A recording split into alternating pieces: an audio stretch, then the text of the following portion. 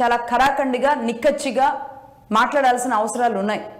ఎందుకంటే ఈరోజు ఆ స్థానానికి వాళ్ళు వెళుతున్నారు, అన్నిసార్లు ఆ దైవ దర్శనం చేసుకోగలుగుతున్నారు, ఆ దేవుడితో వాళ్ళు ఆ యాక్సెస్ తీసుకోగలుగుతున్నారు అంటే ప్రజలు గెలిపించడం వల్ల, అదేవిధంగా దేవుడి ఆశీస్సులు ఉండడం వల్ల వారు ఆ స్థానానికి అర్హులు కాబట్టే వారిని దేవుడు వారి దగ్గర పెట్టుకున్నారా అని భావిస్తూ ఉంటారు.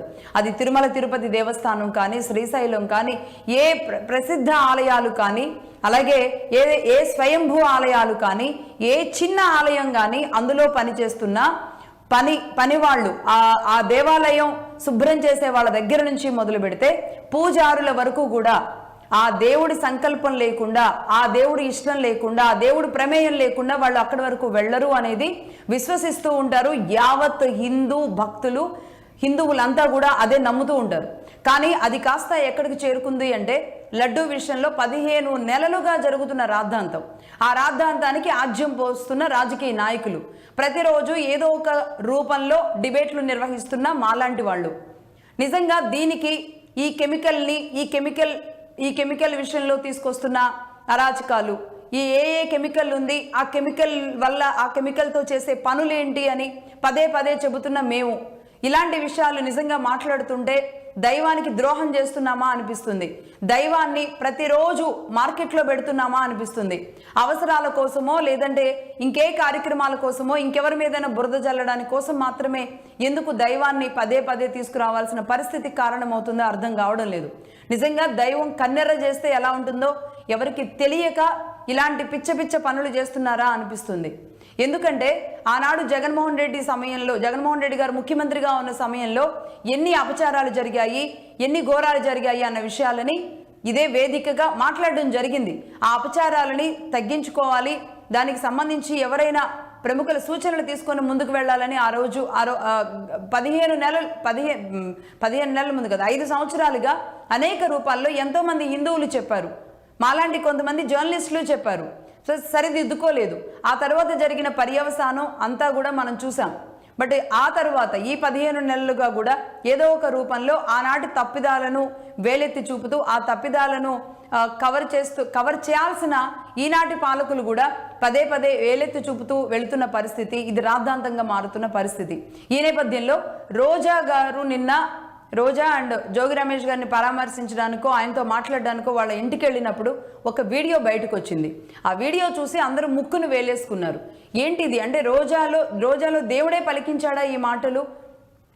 ఎందుకంటే అందరికంటే 5 ఏళ్ల పాటు వైసీపీ అధికారంలో ఉన్నప్పుడు వైసీపీ నాయకుల అందరిలో కంటే కూడా ఎక్కువ సార్లు రోజానే స్వామివారి దర్శనం చేసుకోవడం, తన ద్వారానే తన ప్రోటోకాల్లోనే అత్యంత ఎక్కువ మంది దర్శనాలకు వెళ్ళడం, దానివల్ల జరిగిన లాభార్జన, లడ్లు ఇవన్నీ కూడా తెలిసిందే.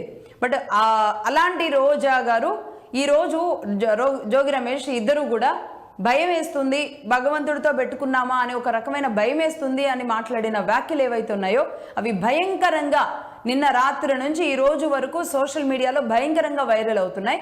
రోజా గారు ఏమన్నారో ఒకసారి ఆ వీడియో చూద్దాం. నేషనల్ న్యూస్ అయిపోయింది, పార్లమెంట్ లో ప్లే చేయండి ఒకసారి. రోజా గారు అర్థమైంది, తప్పు చేసాం, దేవుడితో పెట్టుకున్నాం, ఏ సైడ్ నుంచి వెంకటేశ్వర ఏం చేస్తాడో అన్న భయం అందరిలో కనిపిస్తుంది. పైకి బింకంగా మనం మాట్లాడుతాం తప్ప నేను తప్పు చేసుకుంటున్నాను. నేషనల్ లో బాగా కవర్ చేసేసింది. నేషనల్ న్యూస్ అయిపోయింది, పార్లమెంట్ లో మాట్లాడుతున్నాం. జనాల్లో బాగా అర్థమైంది, తప్పు చేసాం, దేవుడితో పెట్టుకున్నాం, ఏ సైడ్ నుంచి వెంకటేశ్వర ఏం చేస్తాడో అన్న భయం అందరిలో కనిపిస్తుంది.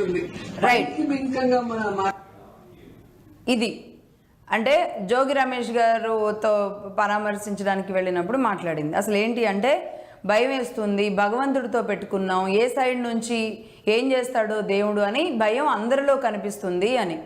ఎస్, ఖచ్చితంగా అందరిలో కనిపిస్తుంది. ఇటు అధికార పార్టీలో కనిపిస్తుంది, అటు ప్రతిపక్ష పార్టీలో కనిపిస్తుంది, ఆనాడు అధికారంలో ఉన్న వాళ్ళలో కనిపిస్తుంది, ఈనాడు అధికారంలో ఉన్న వాళ్ళలో కనిపిస్తుంది, చూస్తున్న భక్తుల్లో కనిపిస్తుంది, ప్రతి ఒక్కరిలో కూడా కనిపిస్తుంది. ఎందుకంటే ఈ స్థాయిలో ఇన్ని విధాలుగా రచ్చ చేస్తూ ఆనాడు పింక్ డైమండ్ అని చెప్పేసి జగన్మోహన్ రెడ్డి గారు ఏ విధంగా ఇదే భగవంతుడిని తీసుకొచ్చి ఎవరెవరితో మాట్లాడించి చేశారు, ఈనాడు జరుగుతున్న అంశాలు ఇలా ఒకదాని తర్వాత ఒకటి ఇలా వైరల్ అవుతూ ఉండడాన్ని నిజంగా ఏం చేస్తున్నారు? భగవంతుడిని తీసుకొచ్చి ప్రతిరోజు ప్రతిరోజు రాజకీయ అంశాలు ఎందుకు పెడుతున్నారు? ఇదే మగధా న్యూస్ నుంచి, మగధా న్యూస్ ప్రారంభంలోనే నేను చెప్పాను, భగవంతుడికి సంబంధించిన వార్తలే, ఆయన కైంకర్యాలు, ఆయన పూజలు, ఆయన దగ్గర చూడడానికి వచ్చిన భక్తులు లేదంటే ప్రముఖులు, వారికి సంబంధించిన వార్తలు ప్రతిరోజు ఇలాంటి అంశాలు, లేదంటే అక్కడ ఏమైనా భక్తులకు ఇబ్బంది కలుగుతుందా దానికి సూచనలు, అక్కడ తీసుకోబోతున్న ఏర్పాట్లు, అలాగే ఉండి ఆదాయం, స్వామివారి ప్రత్యేకతలు, స్వామివారి విశిష్టతలు, వీటి గురించి మాట్లాడుకోవాలి. ఎస్వీబీసీ లాంటి ఛానల్ కూడా అందుకే ఉంది. ఎస్వీబీసీకి మాత్రమే అది పరిమితం కాదు, ప్రతి ఒక్కరూ మాట్లాడుకోవాలి.